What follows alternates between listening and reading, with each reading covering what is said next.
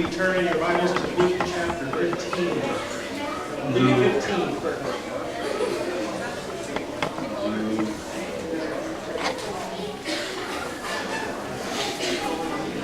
Maybe physically.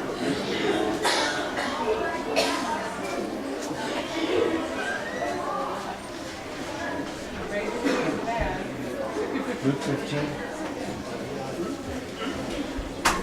Nice. Oh, sorry. Ah, yes. Luke 15. Let's do it.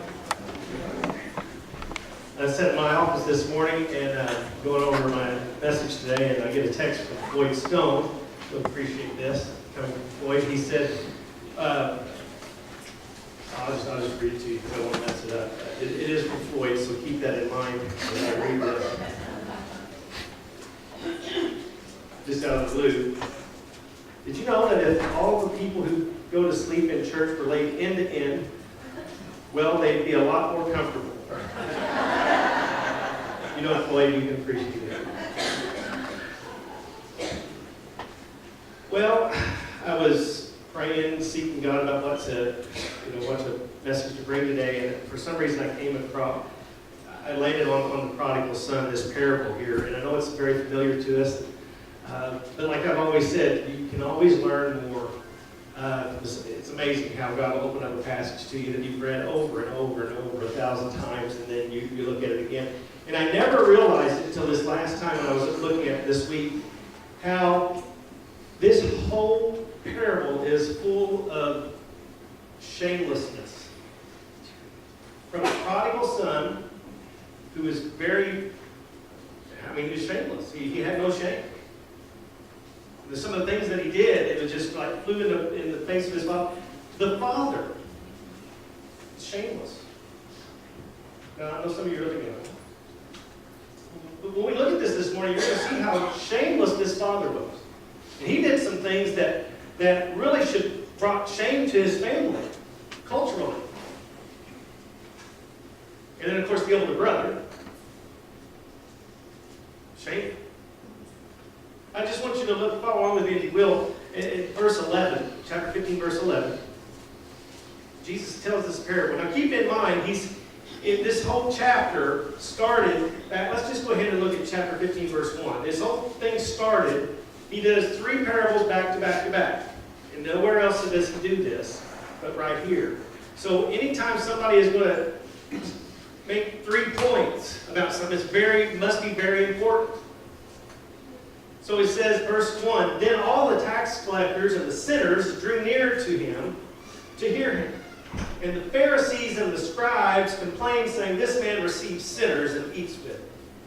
So then he tells this parable of the lost sheep. And he said, the shepherd go out, and if there's 100 sheep and one of them go missing, the shepherd is going to go search out and find this sheep. He's going to find it. In that culture, they would go out and search for this sheep until they found it, dead or alive. They would not come back until they found the body, at least. And then he tells the parable of the lost coin. This widow has lost a coin, and she is very valuable to her because she's a widow and she doesn't have a lot. So it's very important. So both of those parables, there's an all-out search for something that is lost that is great value to them. And they find it, and they bring it back, and there's this great celebration.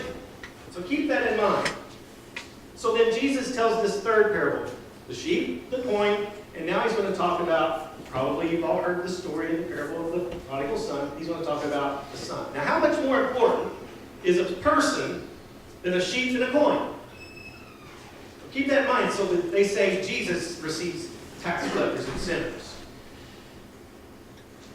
So then, parable number 3, verse 11. Then he said, a certain man had 2 sons. How many sons? Good, you all passed. A certain man had 2 sons. And the younger of them said to his father, Father, give me the portion of goods that falls to me. So he divided to them his livelihood. Now, I want you to notice that this is a very shameless request. Especially in that culture. In that culture, to ask for your inheritance was to, in a sense, to say to your father, I wish you were dead. So he asked for his inheritance. How shameless was this for him to do that? And then notice his shameless rebellion. Not only does he ask for his inheritance, but in verse 13 he says, Jesus goes on, he says, and not many days after, the younger son gathered all together, journeyed to a far country, and there wasted his possessions with prodigal living. So not only was he did this shameless act of asking for his inheritance and saying in essence to his dad, I wish you were dead, but then just a few days later he just fails. He just runs in rebellion from his father in his father's house. He's not going to do anymore what his father told him. He wants to do his own thing. So you can imagine in this culture, for him to say, I wish you were dead, the whole community would have been in an uproar. When someone would have done that in that culture, they would have literally had a funeral service for that person because they considered that son dead now. So they would literally go through what's called a Shiva. They would literally go through a funeral as if this guy was dead because they disowned him. So he leaves in this shameful act of rebellion. And then look at the shameless waste. I mean, can you imagine? This father must have been pretty rich. But he goes off, and in that verse 13, he says he goes to a far-off country. He goes away to this far country. And there it says he wasted his possessions with prodigal living. But when he had spent all, can you imagine that? I hear stories of people winning the lottery. You ever heard of that? And then within less than a year, probably, they're broke. And I think, give me that money, I'll try. I'll do a better job, right? But we stand, amazed. And this son went off, probably did something like this. Found some new friends, lived it up on the high life. Hey, everybody drinks around me, just on and on. And he just probably just bought stuff for everybody, got new friends, and hey, and of course, people like to hang around people like that, right? Because you get stuff. He was living the high life. Now, we look at this, the prodigal means just that, wasted. Wasted living. Wasted living, that's what it means. He just blew it all. And then he comes into some shameful poverty. Look at that. But verse 14, but when he had spent all, there arose a severe famine in the land, and he began to be in want. Can you imagine if he'd have used his money wisely when the famine came? He could have done whatever he wanted. He could have went to someplace else. He could have bought and did whatever. Paid the highest price for a loaf of bread if he wanted. He could have been set. But because he lived prodigal living, then notice in verse 15, this despair that he found himself in, this shameful despair. Verse 15 says, then he went and joined himself to a citizen of that country. For a Jew to do that, to join themselves with a Gentile, it's horrible. It's shameful. Not only was it shameful for him to do that, but notice what it says. He joined himself to a citizen of that country, and he sent him into the fields to what? For a Jewish boy to be around pigs? Really? That's how low he sunk. And it says in verse 16, and he would have gladly have filled his stomach with the pods that the swine ate, and no one gave him anything. Now, I want you to stop for a moment and think about it. He probably had the lavish clothes, all the food and drink he wanted, surrounded himself with his newfound friends. They're all living it up. He spends everything. A famine comes. He ends up in the pig pen, dirty, stinking, nasty, rotten. I don't know. How many of you know Tom Collins? You of you do? He works with pigs, and I guess he still does, I'm assuming. And I walked into the church one time, and I walked through those front doors, and I opened the door, and this stench hit me. I was like, oh my gosh, what? And I looked around, I thought somebody had pooped on the floor or something. I mean, it was nasty. And I walked around, I couldn't find anything. And it wasn't a couple days later until I found out that Tom had come in from working with the pigs. And he had been here for just a little bit. And he left. And that stench was still here. I said, dude, you stink. But that's how low that this son had sunk, that he was in there with the pigs. served with him, but he got to the point where he wanted to eat what they were eating. Why was that? Well, let's look at that verse again. Verse 16. And he would have gladly filled his stomach with the pods that the swine ate. Look at this. Don't miss this. And what? No one gave him anything. Think about the act of those shameless friends of his. Where are they now? How many of us are like that son? We go off in the prodigal living. We go to that far country. We run way far away from the Father. And we go out there and we think we're living it up. And we get our new friends and everybody. We're all going down the same road. We're living it up on the high life. And then when trouble comes, where are they? Notice verse 17. It says, but when he came to himself, I can only imagine. He probably, maybe even got to the point where he had in his hand the pig food, getting ready to take a bite. And he comes to himself. What am I doing? What am I doing? It says he came to himself, and when he came to himself, he said, how many of my father's hired servants have bread enough and to spare, and I perish with hunger? Even my father's servants have it better than I do. He said, I will arise and go to my father and will say to him, Father, I have sinned against heaven and before you, and I am no longer worthy to be called your son. Make me like one of your hired servants. So the language here in the original basically means that he kept repeating that over and over. So it's like he gets this speech in his mind. He's going to rehearse it. He's rehearsing it over and over. And as he's walking to his father's house, he's saying that over and over. He's saying, Father, I have sinned against heaven and before you, and I'm no longer worthy to be called your son. Make me like one of your servants. Over and over. He's running it because he wants to get the words right.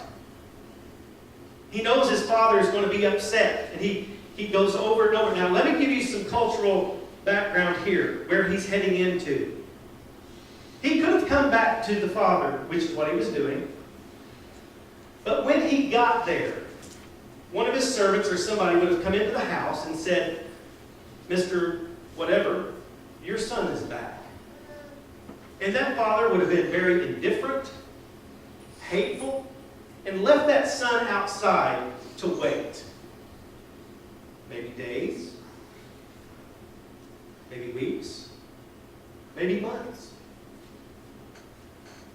Out in the cold, the heat, the rain, whatever.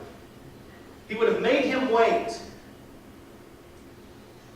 When he did go outside to address his dead son, that son, in that culture, if he wanted to have any chance of getting back in the graces of his father, he would have had to bow down and kiss his father's feet and beg him just to be a servant. And the father, maybe, if he was feeling good that day, would tell his son, go work as a slave, and you work hard, and you need to do this, and you need to do that, and you need to pay me back my inheritance. This is a cultural thing. You would have to pay that back, and then maybe, just maybe, after years and years of service, maybe the father would bring him back into his good graces as a son. That's the cultural background that he's getting ready to walk into. But it's better than what he was in. So he's rehearsing this. As every step he gets closer. Can you imagine how nervous he was? Father, I've sinned against you, I've sinned against heaven, and I'm worthy to be called your son. Just take me as a servant. I'm sorry, forgive me. He's making two requests. Forgive me and make me. Forgive me of sinning against you and God, and make me like one of your servants. And he's over and over and over. Now look at verse 20. And he arose and came to his father, but when he was still a great way off, he was still way far away. He was a distance off. His father saw him and had compassion and ran and fell on his neck and kissed him. Now I want you to stop for a minute. I want you to think about this shameless love that his father had. I say it was shameless because in that culture, he did what he wasn't supposed to do. He was supposed to wait in the house and let the son come and beg him. But instead, it says he saw him afar off. Now, what's that mean? If he saw him afar off, what was the father doing while the son was gone? He was looking for him. He was watching over the horizon. I can imagine he'd go about his day, but he would always be looking down the road to see if his son's coming back. He's always looking. And then one day, he saw him coming. He saw him. And instead of going back into the house and saying, well, I'll show him, what did he do? He ran. See, some of us, we say, well, when I found God. No. God found you. You're sitting here today because God found you and drew you to Him. See, in and of ourselves, man is running from God. We're all like sheep. We're running astray. We're running from God. God's always looking. He's always searching. That's what these parables are about. The shepherd, the widow, the father. That's Jesus. That's God. He's always looking. He's looking on the horizon. He's waiting. When He sees us, so you have this shameful love that is presented here of the Father. And then you have this shameless compassion that He has. Look at verse 20. He says, and he arose and came to his father. But when he was still a great way off, his father saw him and had compassion. He had compassion. He just felt it in the deepest part of who he was. Why was he watching for him in the horizon? One thing I think is this. Because culturally speaking, if the people would have seen him walking in and got to him before the father did, they probably would have beat him up. They would have condemned him. They would have shouted at him, thrown rocks at him maybe. They would have berated him. But he was moved with me. He didn't want that for his son. And so he was looking and he was watching. And he had that compassion for him. Look at verse 20 again. Now, I did not realize, I didn't even think of this until I was really kind of studying on it this week. And this is one of the new things that hit me as I was studying. It says, and his father saw him and had compassion, and he ran. This is a shameless sprint right here. Why was it shameless? Would it have brought shame on the father? Why would it have brought? Because he'd have had to lift his robe up to run. If not, he'd have got caught in it. He had to lift his robes up. You know what he was doing if he lifted his robes up? People could see what? His legs. And culturally, Orthodox Jews, you can't do that. That's shameful to expose your legs. But you know what? He didn't care. He didn't care. He lifted that up and he ran. He ran. This shameless sprint. This is not a word that is used here for a middle-aged man's little shuffle or a skip. This is a run. Can you imagine if your child had not even just willingly disappeared, but unwillingly, and they were gone. They just disappeared. And then you saw them coming in the horizon. What would you be? Hey, how's it going? Would you run out to meet them? Of course you would. And he ran. And then when he gets there, again, he says, and he ran and he fell on his neck. That means he grabbed him. This shameless hug of his, that father, the horrible father in that culture. And then it says he fell on his neck and then he what? Kissed him. Whoa, wait a minute. Wait a minute. This son disgraced the father and left him. When he came back, the son was supposed to be kissing the father's feet. But the father immediately ran to him, hugged him, and began to kiss him. This shameless, shameful kiss. This here, guys, if you haven't noticed, is a perfect picture of grace and mercy and love and forgiveness. And notice what the son says. He's been rehearsing over and over. He's had probably, he's in that far country, right? He's in a far off country. He's had a long time to get this perfected. Word for word. He's got it down. So he knows exactly what he's going to say. So he gets to verse, let's get to verse 21. It says, so the father's kissing him, and he says to his father, and the son said to him, Father, I have sinned against heaven and in your sight, And I know I am no longer worthy to be called your son. And he's got it pretty good so far, right? He's got it down. Now he's getting ready to get to the big part. Make me what? Make me your servant. He's rehearsed it. He's there. So he's got this shameful confession going on, and he gets there and he says, let's read it again, verse 21. And the son said to him, Father, I have sinned against heaven and in your sight, and am no longer worthy to be called your son.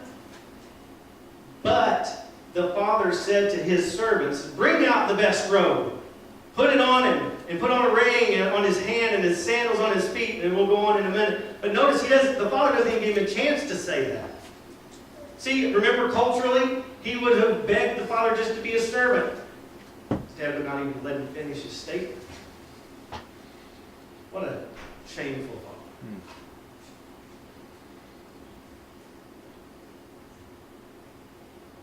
Why did he cut him off? Why did that father cut him off and say, I would be your servant? That means he would work for his father. I will be your servant. I will work and work and work until I paid off that debt. Until I pay you back the inheritance. I will work and work. Why did the father not allow him to finish saying, I will work for you? The same reason that Jesus says that to us about our salvation. We can't work for it. So when we come to God, when we come to Him and we confess our sins and we say, Lord, I've sinned against heaven. I've sinned against you. Then all of a sudden we want to say, I'll work for you. He said, don't even go there. We can't earn it. We can't earn ourselves in favor, in God's favor. We can't do that. And the same way with the Father, he couldn't have really worked himself into good, graceful favor with it. And notice what the Father does. Not only does he not make him a servant, but look what he does in verse 22 again. It says, but the Father said to his servants, bring out the best robe. So he rewards him with, let's say, a tux. A nice suit. He gives him the best robe. He said, bring out the best, not just the robe. Clean this boy up. He stinks. Give him the best robe and put it on him. And put a ring on his finger. That would have been the signet ring with probably an identification of the family on it, and you want to have authority. This would have been a ring, a sign of a son. Not only is he not making him be a servant, but he's restored him back to being a son. He said, put a ring on his hand and sandals on his feet. The slaves didn't wear sandals. In culture like that, they didn't wear sandals. He says, put sandals on his feet and bring the fatted calf. That calf would have been saved for a great big special celebration or a wedding or something like that. Not for something like this. Especially when he dissed his father like that, right? He says, bring out the fatted calf and kill it, and let us eat and be merry. For this, my son, was dead. Remember the Sheba? He was dead and is alive again. He was lost and is found. And they began to be married.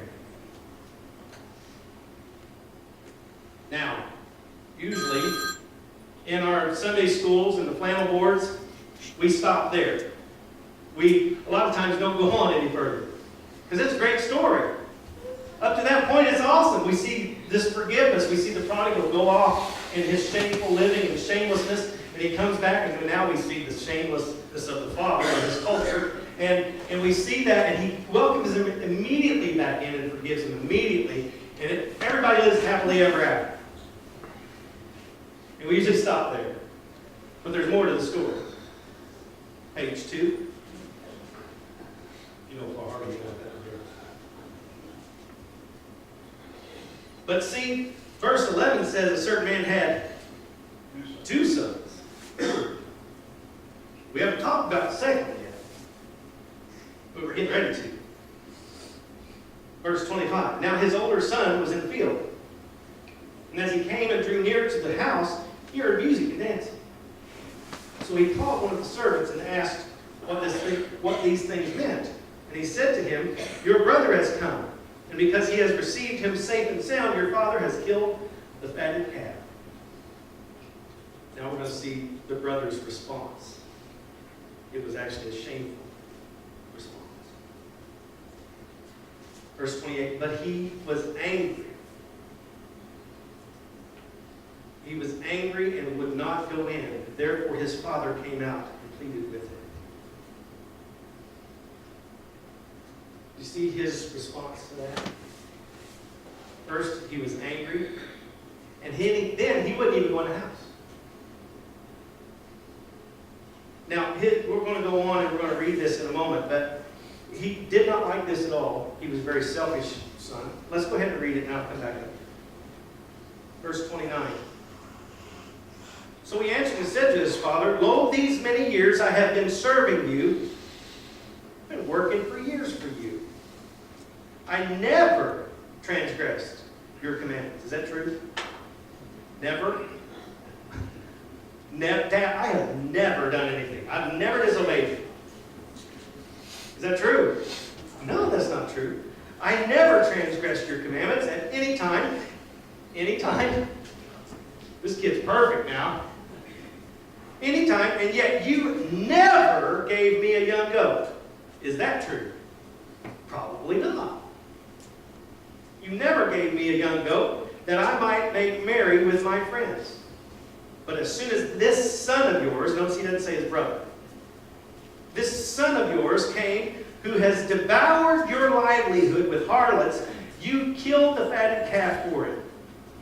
And he said to him, son, you are always with me, and all that I have is yours. It was right that I should make merry and be glad, for your brother was dead and is alive again, and was lost and is found. Now go back up to verse 28. He was angry, and he would not go in. Do you realize that both of these sons were lost? One was just in a far country. The other one was just at home. But he was still lost. Do you realize that you can be lost in two ways?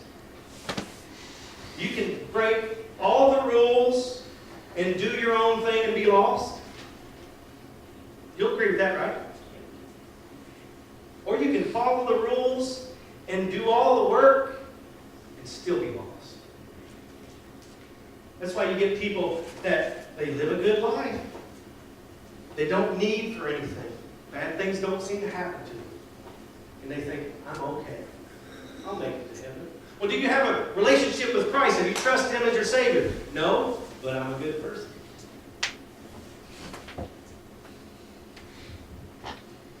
Notice what the father did. He wouldn't go in, but he was angry. He would not go in. Therefore, his father what? He's still seeking the lost. He came out just like he did with his son, his younger son. He came out searching for that older son too. And he came out, and it says that he pleaded with him. Pleaded. Verse 29 again. Let's do that. Let's do that again. So he answered and said to his father, lo, these many years I've been serving you. I have never transgressed your commandments. And we won't read all that again. I just want you to understand. Remember where this all started? Verse 1. Then all the tax collectors and sinners drew near to him to hear him. And the Pharisees and the scribes, they complained, saying, this man receives sinners and eats with them. Bam! It shot off these three parables. See, the prodigal represents the loss that these Pharisees couldn't stand. You get that, right?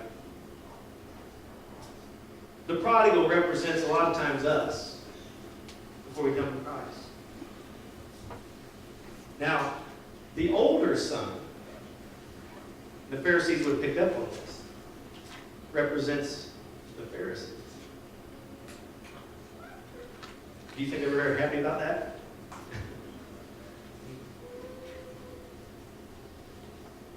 Now, as we look at this story and we apply it to our lives and how God loves us and treated us and ran for us and restored us and gave us grace and mercy, and we didn't deserve it, and we apply that to our lives, let's ask a question too, because sometimes this is a little harder question.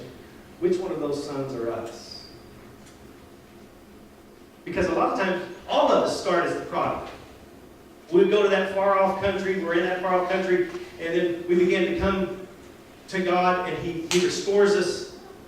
But then something happens. A lot of times, we as Christians will go through the years, we'll grow in Christ, mature in Christ a little bit, and we get a little better in our walk, and all of a sudden something happens. We begin to think we're just a little bit better than everybody else. We become more like that older brother. And then when we see somebody restored, we don't like that. We become angry. We become bitter. Lord, I've served you for years. Lord, I've served you for years, and they just came to Christ, and they had a big need met. And God tells us the same thing. He told, you've been with me. You've had me always. I've been here right with you, and everything that I have is yours. And we miss that. The band will come.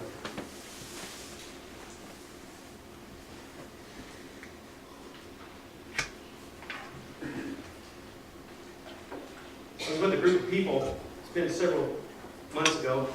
I was with a group of people, and there was this one person that was in the group, and they began to talk about certain individuals in the community, people that I had never even heard of before.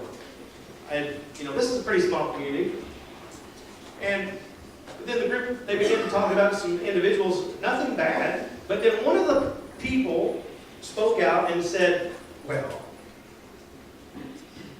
anytime they do that, well,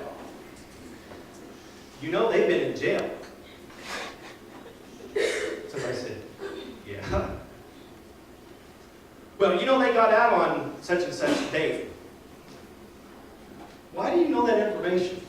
And I say that because that person listed a lot of things about several people, dates, times, stuff. I'm like, really?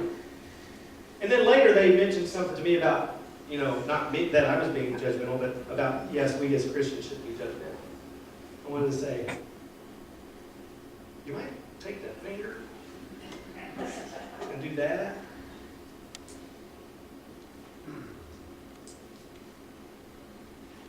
I hope you picked up too that the Father is God, Jesus Christ. Let me just remind you of the shamelessness, the lack of shame that Jesus had to go through. Beaten, mocked, didn't have to be. Could have said in a moment, I'm done with this. Crown of thorns, a robe. He got a robe, but it wasn't a tux. Nailed to the cross, naked, mind you. So I want you to evaluate yourself, and I want you to ask yourself that question. Where do you fit in to the scheme? Have you been a Christian so long that you've forgotten where you came from? Sometimes I do. I'm sure you do. But where are we? I'm hoping that we are the prodigal that's sitting in the house of the Father who's celebrating life with Him right now. But if you're on either other end of that spectrum, I'd invite you, please. God is constantly, I believe this. Now, some people, some pastors wouldn't say this and would disagree with me, but I truly believe that until you draw your last breath, God is always seeking after you and trying to get you to come. And He's doing that today. That's why you're here. You'll stand. If you've never accepted Christ, give you salvation, I invite you to come as always. If you have a need, I invite you to come. We'll be in prayer together as we sing.